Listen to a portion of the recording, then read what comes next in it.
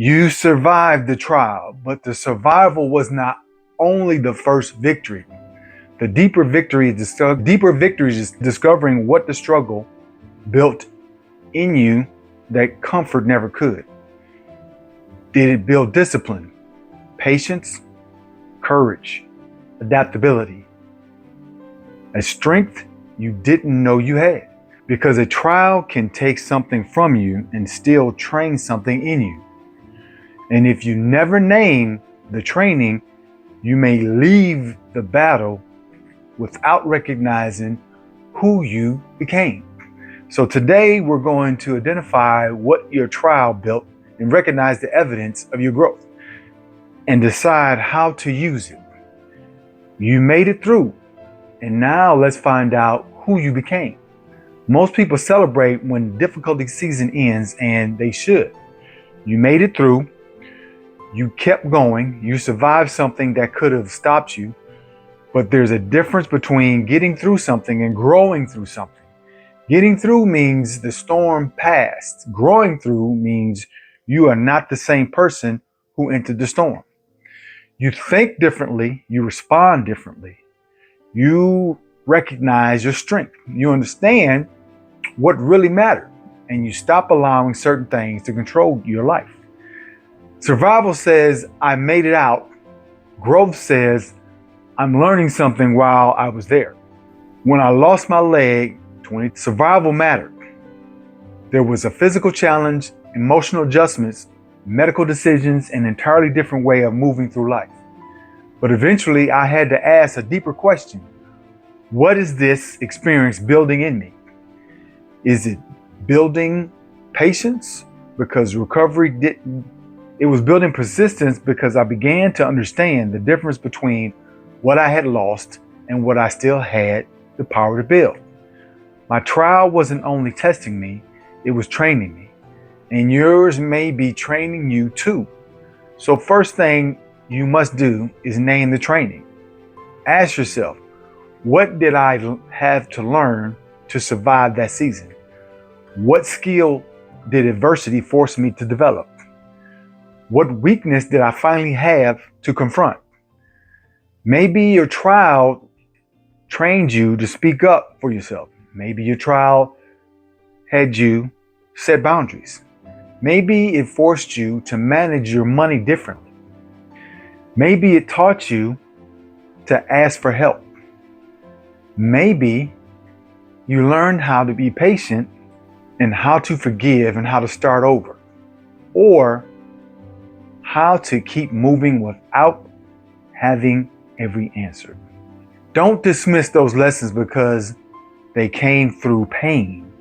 Name that pain, because when you can name the training, you can begin to use intentionality.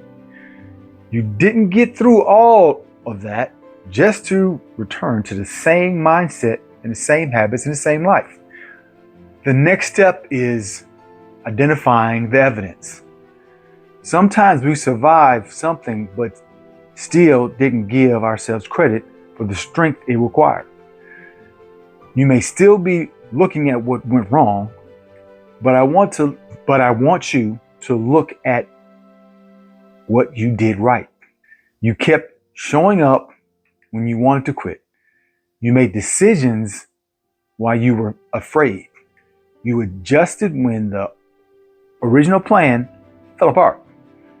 You continue carrying responsibility while dealing with pain and other people's. You continue carrying responsibility while dealing with pain that other people couldn't see. That is the evidence. Your survival is evidence that you can handle hard moments. It didn't mean you will never struggle again. It didn't mean you have to do everything alone. It means that when life challenges you, discover the ability to change with it. You learn how to bend without completely breaking. You learn how to rebuild. You learn how to take another step. That is resilience. But here is the pattern interrupted. Knowledge without action becomes a memory. Lesson without application becomes a story you keep repeating but never use. So turn your training into progress. What are you doing differently now? What decisions are you finally ready to make? What habits need to be changed? What boundaries need to be established? What opportunities are you now prepared to pursue? Progress does not always look dramatic. Sometimes progress is having a conversation you used to avoid. Sometimes it's showing up consistently. Sometimes it's asking for help instead of pretending you're fine. Sometimes it's taking one small step after a month of sitting still. You don't have to rebuild your entire life today. Just use one lesson from your trials to make one better decision. That is how training becomes progress. And finally, turn your progress into service. Ask yourself, who can I help because of what I experienced? There's somebody facing a season that looks like one you have already survived. They may need your encouragement, they may need your knowledge. They may need practical guidance, or they may simply need to see someone who kept moving. Your persistence can become evidence for somebody else's. You don't have to have every answer. You don't have to present yourself as perfectly healed. Service can be as simple as saying, I understand. I've been there. Here is what helped me. You don't have to walk through this alone. That is the heart of R.E.P.S. R.E.P.S. Resilience helps you survive. Empowering helps you recognize your strength. Progress turns a lesson into action. And service allows your experience to help somebody else move forward. Your trial may be part of your story, but it doesn't have to become your permanent address.